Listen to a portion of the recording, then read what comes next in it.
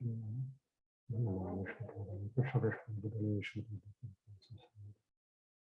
Om Vishnupadaya Krishna Prasthaya Bhutale Shmate Bhaktivedanta Swaminiti Namadi Namaste Saraswati Devi Gauravani Prashadini Nirvishesha Shaniwadi Parchapadesha Parini Jai Shri Krishna Chaitanya Prabhu Nityananda Shri Advaita Gadadhara Shivasadi Gaura Bhaktivinoda Hare Krishna Krishna Krishna Hare Hare Hare Ram Ram Ram Om Namo Bhagavate Vasudevaya Om Namo Bhagavate Vasudevaya Om Namo Bhagavate Vasudevaya.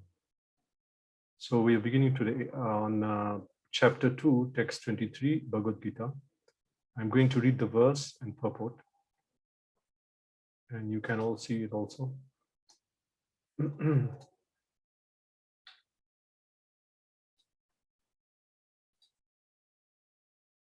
Okay. Nainam chindanti shastrani, nainam dahati pavakaha, na chainam kledayanti apo, na shoshayati marutaha. Translation: the soul can never be cut to pieces by any weapon, no burned by fire, no moistened by water, no withered by wind. Purport: all kinds of weapons, swords, flame weapons, rain weapons, tornado weapons, etc., are unable to kill the spirit soul. It appears that there were many kinds of weapons made of earth, water, air, ether, etc., in addition to the modern weapons of fire. Even the nuclear weapons of the modern age are classified as fire weapons, but formerly there were other weapons made of all different types of material elements. Fire weapons were counteracted by water weapons, which are now unknown to modern science, nor do modern scientists have knowledge of tornado weapons. In any case, the soul can never be cut into pieces or otherwise annihilated by any kind of weapon. The Mayavadi cannot explain how the individual soul came into existence simply by ignorance and consequently became covered by the illusory energy. Nor was it ever possible to cut the individual souls from the original Supreme Soul. Rather, the individual souls are eternally separated parts of the Supreme Soul. Because they are atomic individual souls, eternally, Sanatana, they are prone to be covered by the illusory energy, and thus they become separated from the association of the Supreme Lord. Just as the sparks of a fire, although one in quality with the fire, are prone to be extinguished when out of the fire. In the Varaha Purana, the living entities are described as separated parts of and parcels of the Supreme Lord. They are eternally so according to the Bhagavad-gita also. So even after being liberated from illusion, the living entity becomes a separate identity, as is evident from the teachings of the Lord to Arjuna. Arjuna became liberated by the knowledge received from Krishna, but he never became one with Krishna. Nainam chindanti shastrani, nainam dahati pavakaha, na chainam kledayanti apo, na shoshayati maruta. The soul can never be cut to pieces by any weapon, nor burned by fire, nor moistened by water, nor withered by wind.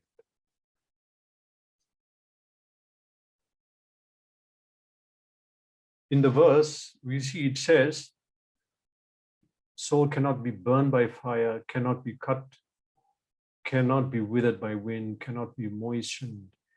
So why is this verse coming up now, at this point in time of Bhagavad-gita? Krishna is speaking this to Arjuna. Normally when the Kshatriyas go for battle, then in their rath, all the weapons will be there, arrayed. And there'll be earth weapons, fire, air, and some weapons are not there present in a gross way, but they're invoked by mantra. So Krishna was informing Arjuna that whatever weapons you have and you can invoke, none of them can do anything to the soul. This was the point of this verse. We see even in the beginning of the purport, it says that there are different kinds of weapons. So none of these weapons that Arjuna had could do anything to the soul. So in other words, Krishna was telling Arjuna, he was giving him different reasons to fight. He said that you cannot do anything to the soul, to them. They are soul. They're not the body. So you cannot do anything to them. Why are you worried? You launch whatever weapon you want, it will have effect, but not on the soul. So this is the point of mentioning this. And in the past, there were all kinds of weapons. At the present moment, we only have fire weapons, and now maybe biological weapons or chemical weapons. But they had wind weapon, fire weapons, earth weapons, all kinds of different weapons in the past. Some people, they have problem accepting this, but they accept other fantastic scientific theories, like life began when a lightning struck the chemicals mixed up in this planet Earth. There was a soup of different chemicals and lightning hit it, and then life was formed. Amazing, fantastic imagination of a description of beginning of life. So they accept that, but they're not accepting the fact that soul, in the Vedic culture, they had different kinds of weapons, and none of these weapons could have affected the soul. A lot of things in the Veda now they can't accept, but because they don't have, it's not in their experience. But that's a very poor excuse that we are not accepting, because how can they be talking monkeys? How can, they ask all these things? But who cares? For them, we know what it is, and we are fixed in knowledge. So yeah, as I said, that none of these weapons can do anything to the soul. Soul is indestructible. Okay, now, first of all, if you want to kill the soul, at least we should be able to see it. We should locate it, but we cannot see the soul. We can't see it. We can't locate where it is. So what about, trying to kill it, kill the soul? It's not possible. It says in this verse, Nainam chindanti shastrani, the soul cannot be cut into pieces. So in other words, Krishna is telling Arjuna that you have a very sharp sword, very powerful sword, and you're good at using it and fighting, but it cannot be used. You cannot cut the soul with that. Soul cannot be cut with your weapon. So don't think that you're going to do anything to these personalities on the other side of the army. You cannot. You can kill their bodies. You cannot touch the soul. So soul cannot be cut to pieces. Some people have this idea that we are all pieces of God. In one way, we are fragments of God, eternal fragments. We are always fragmented. We are part of the absolute. But their idea is, if I have something, like if I have a paper, if I have this paper, and then it's torn and torn again, and many particles, and so that we are all God. Where is God? You are God, I am God, we are all God. That is their idea. And then they say that God, it can come together again. So we have to come together. That the soul broke up into so many pieces. Now there's no God, but we all together are God, and this whole world is God. That's their idea. But it looks like they didn't read Bhagavad-gita, especially this verse, where it says the soul cannot be cut. Soul cannot be broken or fragmented. Eternally, the fragments that are there are there. They were not broken at any time. They're eternally existing as fragments. That is us. And we are serving. And we are not the same as Krishna. We are known as Vibhinangsha. That means separated particle. And then there is Svangsha. Other particles, which are avatars, plenary portions.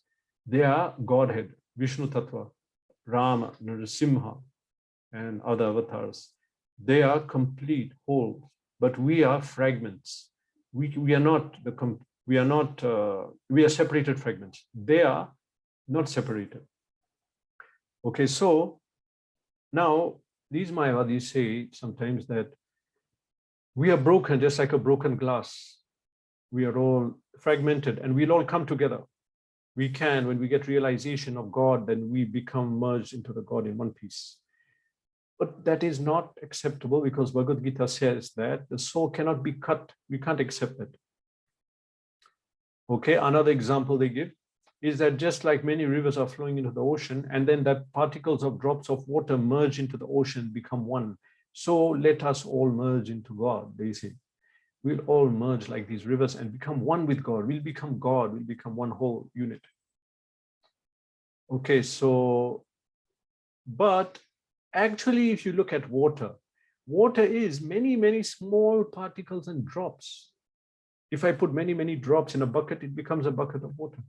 Okay, that's one thing. And then all those drops are still there in the ocean. Okay, but another thing, which is given in act of devotion, Srila Prabhupada said that, yes, okay, even in Srimad Bhagavatam actually, that a river flows into the sea, but the river has many aquatics, fishes, jellyfish, and whatever, starfish, aquatic animals. So these animals, they exist separately as separate identities in the ocean and in the river. They maintain their identity. So in this way, when we all come,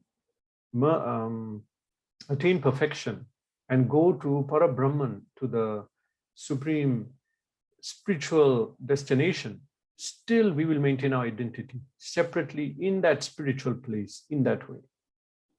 So that is the explanation. Another example they give, very common, Mayavad example, saying that there's air in a pot,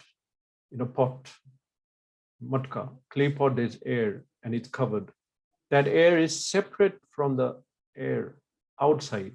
And so the pot, if it's broken, that air inside merges with the air. So just like we are covered by material body and we'll merge into that, this air. But again, this is contradicting Bhagavad-gita, because Bhagavad-gita says, first of all, Nainam Chindanti Shastrani. First of all, soul cannot be broken that you're going to merge it again into, as if it's broken now and put it back together. No, that is, it cannot happen. Okay, and then again in chapter 2, text 12, there Krishna tells Arjuna that Natvavaham jatu nasam natvam nime janadipa na chaivana bhavishyama sarvavayam ataparam. Never was there a time when you did not exist, Tvam Arjuna. No, never was there a time when I did not exist. And never was there a time when all these kings didn't exist. Sarva Vayam Ataparam. And never, first of all, never will there be a time when we will not exist here. So Sarva Vayam Ataparam, we'll always exist. Now, if we are saying that air, when it's broken in the pot, then it merges into the totality of air, that means that air merged, its existence has gone, there's no more air. So again, it's contradicting Bhagavad-gita. Bhagavad-gita is very particular, very clear, that the soul cannot be cut, soul cannot be, soul has no beginning and no end. It was always existing. It's always permanently existing separately. It's not that it will not exist in future. It didn't exist in the past. No, it has existence in the past, in the future, and present, which means soul will never merge into anything and become part of something, because then the soul is gone. That's it. No, there is no merging of the soul. Okay, that is clearly given. Okay. The soul, when it gets spiritual perfection, it enters into the spiritual energy, but maintains a separate identity. Example given is like a green parrot. When a green parrot enters a green tree, then it looks like that the parrot disappeared into the tree. Everything's green, we can't see. So they seem like that the soul disappears into the. But if you go near the tree, you will see the parrot. You will see it. If you can't see, it doesn't mean it's not there. So in the same way, we can't understand what is Brahman effulgence. It's actually existence of many souls. Okay, we'll look at that in a minute. No, let's look at it now. The Brahman effulgence, which is the light energy which people want to merge into. What is that light? Actually, it's the existence of many, many souls, which are all effulgent. And so the whole Brahma Jyoti is effulgent. So why do people want to enter into the Brahma Jyoti? Why don't they want to go to Goloka? Why don't they want to inquire about a great spiritual personality whom we can serve and associate with? Because we are people, we are persons, we are individuals. So we should interact with God as people, as a person. Okay, so why aren't we doing that? And the reason is that actually these people staying in the material world, they get fed up. They get tired of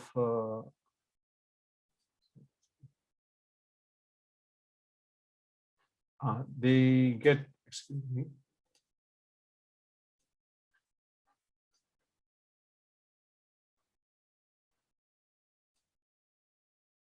I'm trying to change a setting.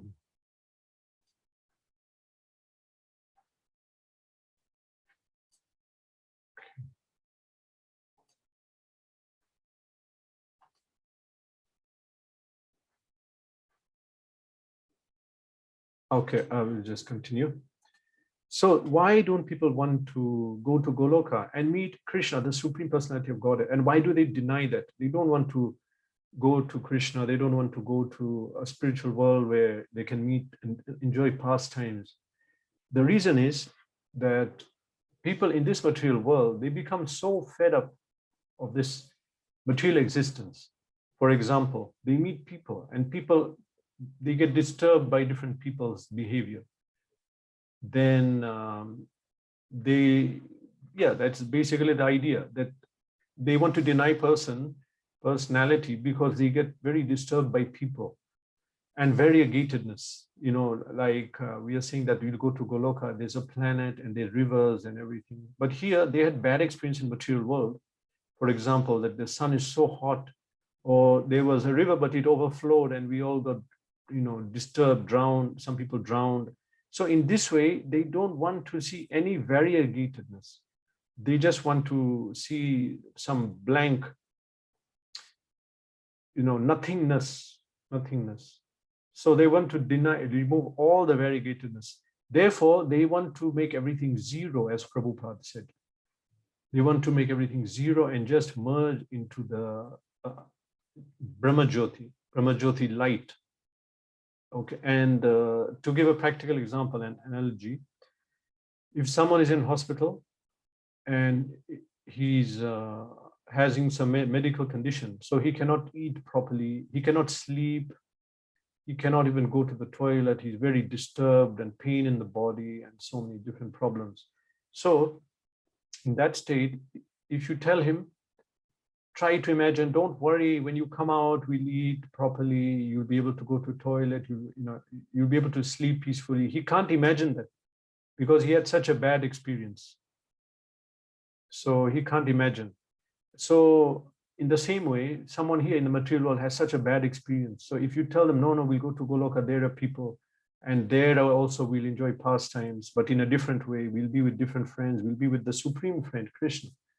So we say all these things, and they don't want to accept it, or they don't want to do that. They had such a bad experience. So because of that, people deny the personal nature, and they deny the personal nature of God, and that they will be people. Therefore, they want to merge. They just want to leave everything behind.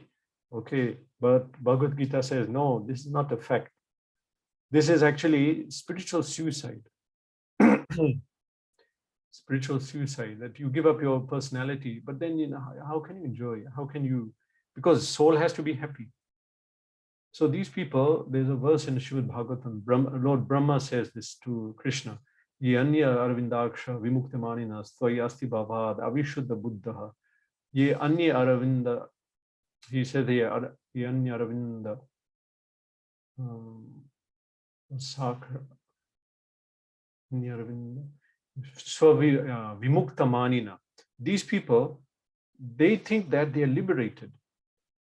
Anya Aravinda Aksha, that is actually Krishna, referring to Krishna. Anya Aravinda Aksha vimukta manina. Oh, lotus-eyed one. These people think that they're liberated. Who? These people who try to merge in the Brahman effulgence. Vimukta maninas, tvaya asti bhavad avishuddha buddha. They try to approach that energy of light, avishuddha buddha, but their intelligence is not pure. They are not fully purified. They think vimukta manina, that they're pure now, they've got perfection. These are Mayavadis, there's so many. Easy example is this Brahma Kumaris, they worship some light. but they're also not doing it properly. Then you have the Shankara,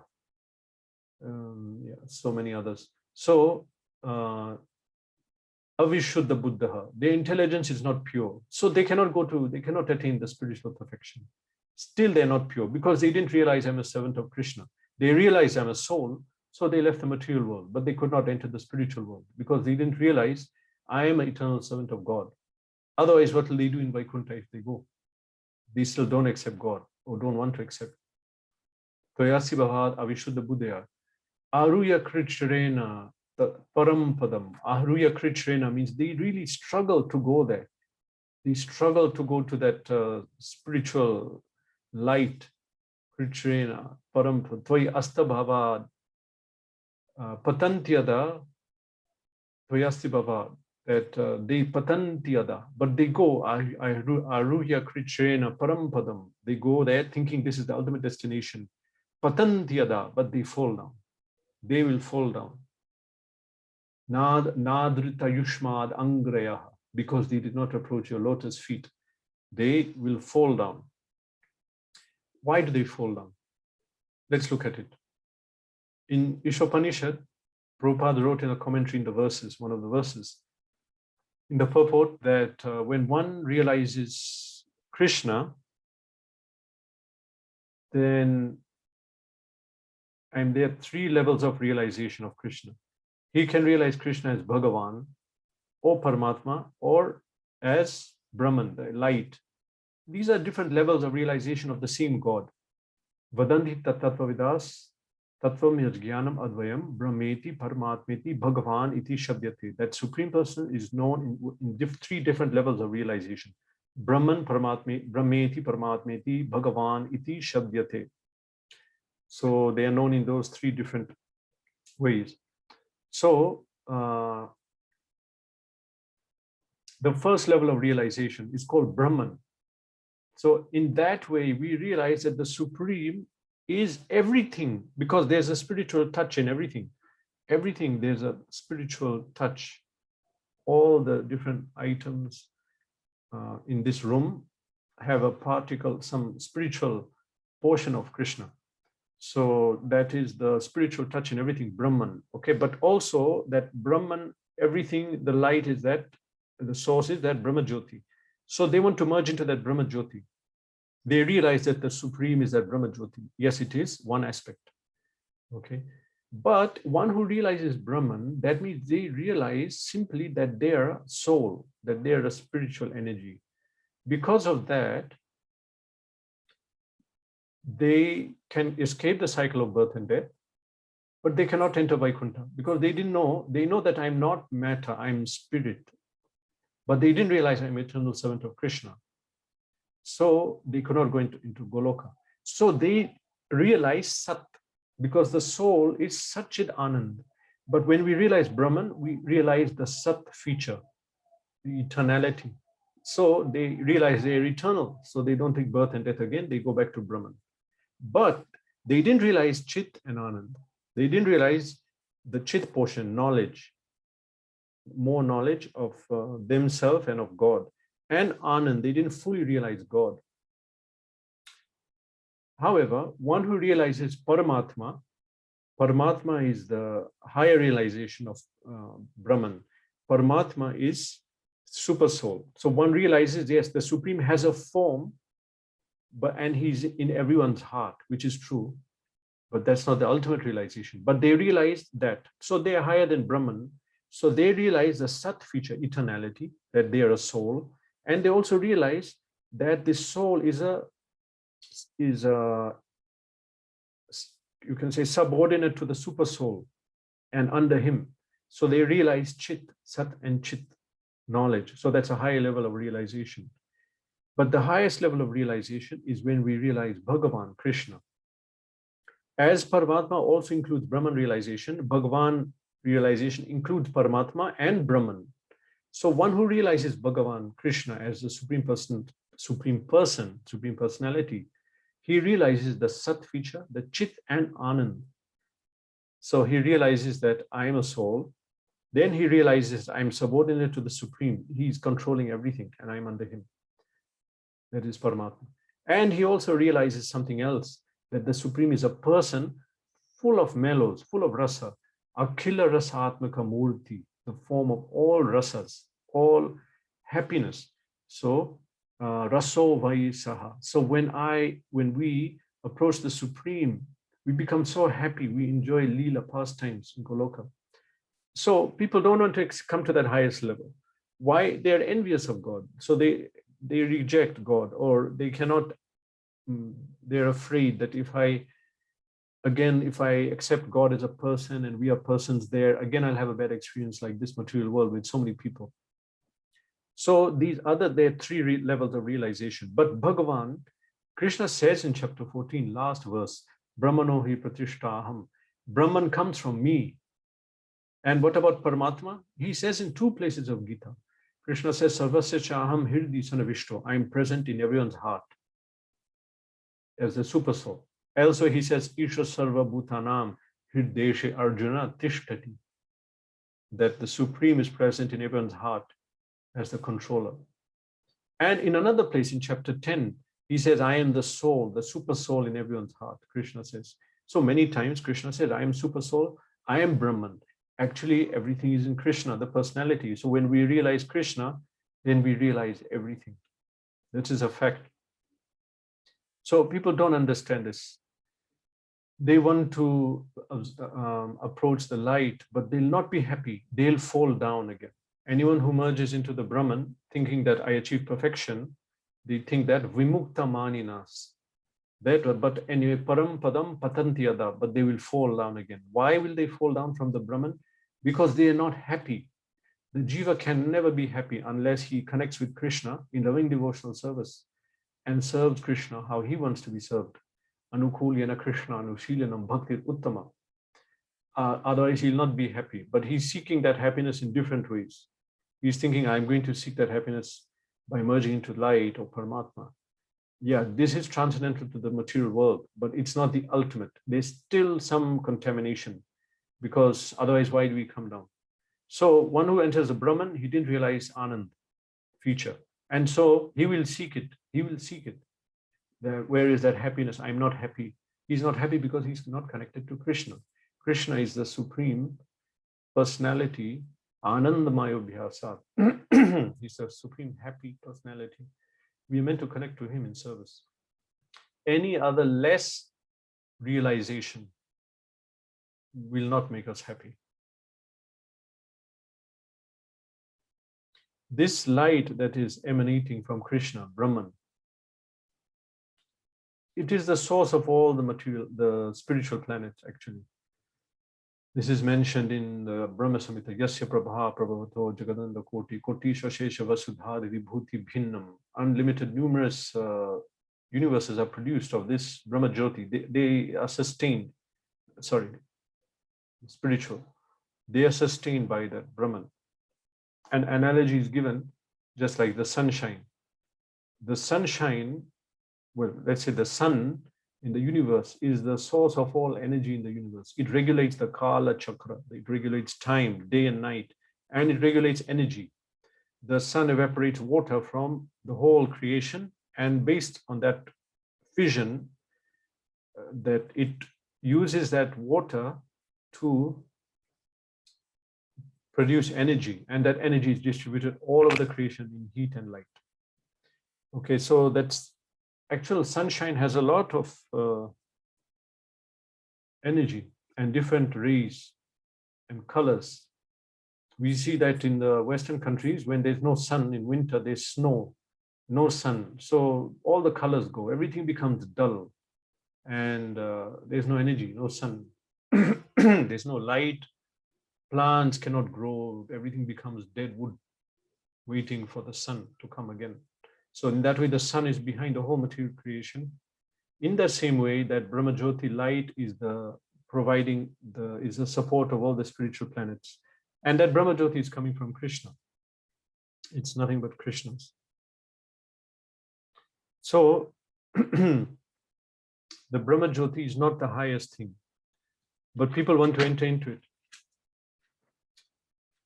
It is the support of the spiritual planets. So that is a big realization in understanding about the soul, and how the soul is not cut, cannot be cut from God. It's not that it's broken, fragmented, and it has to, nainam chintanti shastrani, as Mayavadis say. And so their idea is that we have to become one and merge into the Brahman. Again, like when a glass breaks, you put it all together, it becomes one. No, we are eternally fragmented. Mamayeva angsha jiva loke jiva bhuta sanatana. Sanatana means eternal. We are eternally fragmented. As chapter 2.12 also, Bhagavad-gita chapter 2 text 12 also says that. Okay, so soul cannot be broken. It also says in this verse, Nainam dahati pavaka, soul cannot be burned by fire. Okay, so soul cannot be burned at all. Now, many scientists say that, is there life on planet? Is there life on Mars? Is there life here? Is there life there? Let us investigate. Let's put an antenna in here. Let's try to listen. Maybe someone's sending a signal. That is their theory. But the Vedas say in every millimeter, or rather every micrometer or nanometer, whatever small particle you can think of, small measurement, there are souls everywhere in creation. There are souls even on the sun. How do we know that? Nainam dahati pavaka. This verse says the soul cannot be burned by fire. If it cannot be burned, there is no problem with the soul living on the sun. We may say the body will be burnt. So, okay, then the body better not be made of earth or other substances which can burn. Body can be made of fire bodies like Surya, Narayan. So if the soul cannot be burned, it can live even in fire. And instead that being made of earth, like in this planet, soil is prominent. So bodies are made of soil, earth. And as it says in Bible, dust thou art, dust you will become, you were dust and you will become dust. Of course, that is not us, that is the body. So because of prevalence of earth, so we are made of earth. In the ocean, because of prevalence of water, all the fishes have, the bodies are something like 95% water. Oh, that, so Vivek is saying here in the chat that, yes, they found organisms which can live in fire. Okay, that is the result of their scientific research. Very good. But it was there some 2 billion years ago in the Vedas, because Vedas manifested when the earth was created. And I'm sure they'll gradually find that life can be in everywhere, in the sun, in the snow, in the oil, everywhere. Actually, so it's better to accept knowledge in what we call the descending process. So there's also science in Vedic, in the Vedic civilization. Their science is accepted as, we accept the knowledge in a descending way, that knowledge is all there and we'll take it from the Vedas. But the modern materialistic system is that we want to discover something. We have to discover with our brain, we'll do it. Yes, but how far will that take you? You may discover some little organism and some things in the wood, in the water. But what about God? Can you discover God? Can you do your experiment? No, so that has a limit. But in the Vedic system, everything is given and we can use it in a scientific way. Okay, so scientists say no life on the sun, there's fire, but Bhagavad-gita says that's no problem. So soul is sarvagata, present everywhere, within watery, fiery, windy, and earth conditions. Okay, that is very clear. So another thing is that if they say, okay, there is no, if they say that, okay, everything is burnt up, soul is burnt, or they don't accept soul. They said that everything, when there's a fire, everything's burnt up. Okay, so then what about when we light the fire, when someone dies, you light the funeral fire, everything is burnt up, the whole body is burnt, but soul is not burnt. We accept that it gets birth again. So we cannot say that soul is burnt. Otherwise, everything is over. But they also know when they burn the body that he's gone on to another place. Everyone knows, even, I mean, I don't know about today, but in Vedic culture for many years, even lowest anyone, whatever their level, they understood that point. Okay, so everything is not gone after death when you burn Therefore, when the fire is burnt, it's not that it will burn the soul. Okay, Bhagavad-gita says, Nahanyate hanyamane sharire, chapter 2, text 20. We did that one or 2 weeks back. That when the body is killed, the soul is not killed. Nahanyate hanyamane sharire. So it's not affected by that fire on the funeral pyre, because it is not affected by fire. Okay. In short, matter can be burned, broken, moistened, and wetted, dried up. When there's wind, then there's water that can dry up. With a lot of wind, gradually a dead body decomposes, and that particles are also blown away. That can happen to matter, but not to spirit. Spirit, that, as it says in the verse, is not affected by any of these things. That matter which is on the body, that can be affected. Then we'll get confused thinking soul is affected. No, Krishna is telling Arjun, you can go ahead and fight and use all your weapons, because none of this will affect any of them. Okay, even that covering on the soul, it doesn't mix with the soul. Asangohyam Purusha means that the Purusha, the soul, does not mix with matter. That is taken from the Vedas. This body even doesn't mix with the soul. It's the soul is located in the body, but not part of the body in that sense. It can easily leave. And when this body dies, soul leaves. It's not part of the body. The problem is that this soul is trying to enjoy matter. And in trying to enjoy this matter, he's thinking, gradually what happens that the matter sticks to him, the guna, because anytime you try to enjoy or sense gratification, that means we are associating with one of the modes, sattva, raja, tama. So these modes, then the Paramatma super soul notes that this person wants to enjoy in this way. So in his next birth, that guna is prominent, and it impels you that you take on this character and you take on this body according to the modes that we associated in the past life. So the problem is that this jiva wants to enjoy in this material world. And so what happens? This guna clouds our consciousness. The mirror of the mind, cheto darpana, it's covered by guna, by matter. So we forget we are soul, we forget we are eternal, and we become conditioned by matter. So because of trying to enjoy this matter, we think we are matter. We think we are part of this material world, but we are not. Asangohyam Purusha, soul has nothing to do with this material world. And because we think we are this material body and this material world, then we think that when the body is gone, the soul goes, everything is gone, because we don't have that realization about the soul.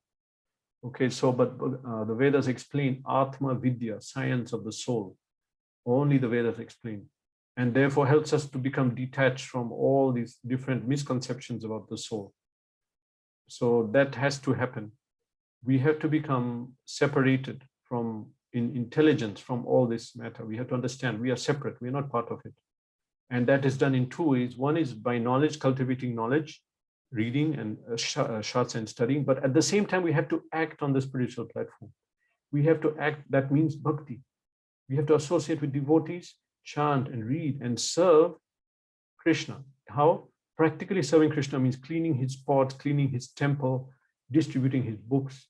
Physically, we have to, like that, associate with the spiritual energy in that way. Ultimately, we have to serve God and accept that he's a person. So we are in this material world thinking that I'll serve in this, I'll remain here and I'm part of this material world. That is how we get clouded. But the more we hear Bhagavad-gita, like you're all coming here regularly to hear, and others also hear through recorded, the recorded version. So when the more we hear these, then the more the dust in the consciousness is clean, and I get a clear understanding who I am. I'm a soul. I am a eternal spiritual particle of God, eternally fragmented and eternal servant. And when our consciousness is cleared like that, then gradually we identify as soul, Okay, and we have to not get trapped in this impersonal trap, which is very prominent, much less now, because ISKCON preached for so many years, the personal nature is increased. Otherwise, we heard from the senior devotees that before, even up to the 70s and 80s, the impersonal idea was very prominent in India. And many people will argue when you say God is a person, because of mostly preaching of ISKCON through the books and lectures, people have that understanding. So when we are trying to come out of this misconception of that I'm not matter, then I'm a soul, we should not fall into the Mayavadi trap that I am going to merge into some energy and light, and then what Mayavadis say, why are they called Mayavadis? Because they think that they study matter. They don't accept anything of Krishna as spiritual. We accept Krishna's holy name as spiritual, his qualities, his Leela. Then we hear about the Leela of Krishna, we see the form, we accept that this is on the spiritual platform. They reject. They said that everything is Maya, everything is material. So they're called Mayavadi. So we should not fall into that trap. They say that Krishna is having a material body. How can that be? When in Bhagavad-gita, Krishna says, Devi hiya shagunamai mama maya durati mam eva ye prapadyante mayam etam tarantite. If one takes shelter of me, they transcend the material energy. Mayam etam tarantite. And elsewhere he says, Mam chaya avya bicharena bhakti yogena sevate sagunan samatityetan. That one who practices bhakti, avya bicharena, pure bhakti, then he transcends, sagunan samatityetan, he transcends. And I just I translated the first verse wrongly. Daivi yesha gunamai mama maya duratya mam evaye prapadente mayam etam tarantite. We are all covered by Maya, therefore we are undergoing birth and death, therefore we have a wrong idea of who we are. We think we are the material body, part of the material world. So how to overcome that? Krishna says that one who surrenders to me can cross over this Maya. So if Krishna says in two places that by surrendering to me, you cross over the Maya, elsewhere he says you come out of Guna, so how can he be in Guna? How can that be? It's not true. He's not. He is fully spiritual, as he says in chapter 4, text 6, that Sambhavami Atma Mayaya, I descend in my own internal spiritual energy. Atma Mayaya. Atma Maya, that he comes in his own spiritual body, not that he's given a body by karma like us. These bodies are temporary. They are forced upon us depending on our past karma, actions. So, but Krishna is not like that. He's not forcefully given a body. The body is eternally, he has an eternal spiritual form. Ananda Chinmaya Sad Ujjvala Vigrahasya. Eternal form, Ananda Chinmaya, which is spiritual, Chinmaya, Sat, and eternal and Ujjval, effulgent body. So that is Krishna's form. Krishna says specifically that when I descend in human form, fools think that I'm human. Avajananti ma mudha, manushantana marshita. He says that when I descend, foolish people think that I'm a normal human. Manushantana marshita. Then he said these are fool, mudha. They're foolish. They don't have knowledge. They couldn't understand what is the reality. So it's not like that. They can't understand the power of God. He's not part of this material manifestation. He's fully spiritual. He has complete dominion over everything. So not understanding that, they're taking him as like a normal human. This is called Mayavad, and we should be very careful of that. And anyone we listen to should not have this idea. We should not, let's be safe and only listen from ISKCON. Of course, Sri Sampradaya, others are pure, but we don't know who the people are speaking, what they think. We'll get a wrong idea. It's very dangerous to hear Mayavad, because if we get the wrong idea, we cannot come again to the proper idea, maybe not in this lifetime, or maybe after great struggle. So we have to be very careful. That's Chaitanya Mahaprabhu said, Mayavadi sunliye hoi sarvanash. Whoever hears Mayavad, he is destroyed. So we have to be careful. Proper conception of God is given in Bhagavad-gita. And the soul also, Atma Vidya, science of the soul. We understand, like in this verse, soul cannot be affected at all by any weapon, by Maya, matter, anything like that. He's transcendental to matter. And if we want to realize ourselves as a soul, we have to engage in service of Krishna. We have to do that. And when that means we're acting on the platform of the soul. When we act on the platform of the soul, we realize that I'm a soul and there's a God. That deeper realization comes. Physical service.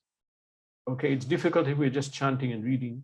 Of course, the lockdown is there. So that's a problem. All of you, 3 of you are there alone. But at least what you can do, you can try to preach online what you can do.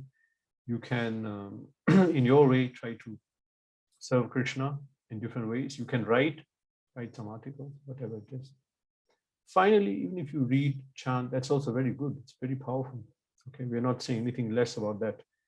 Okay, so if you want to know God in the end, you have to perform bhakti. As Krishna says, bhaktya mam abhijananti yavan yachasmi tatvataha.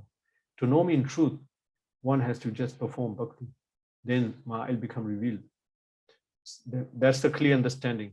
And Mayavadis don't do bhakti. They'll never get this answer. Therefore, they're described as foolish because they have opportunity to learn and to be exposed and to be get enlightened about the great supreme person. And after knowing him, we'll not have any more suffering and problems. If once you know Krishna, everything is sorted out. They had that opportunity, but they didn't take it. They decide to say, no, God is a light. God is bodies, form, name, everything is material. No, it's not like that. So the soul is not affected by matter, cannot be blown up by any of the weapons, as mentioned. He is eternally part of Krishna. Krishna is not a light that we have to merge into, as Mayavadis say that we have broken fragments, we have to come back. No, he's a form. Ananda Chinmaya Sadujvala Vigrahasya. Many verses glorify Krishna as having a form. Even chapter 4, text 6 in Bhagavad-gita.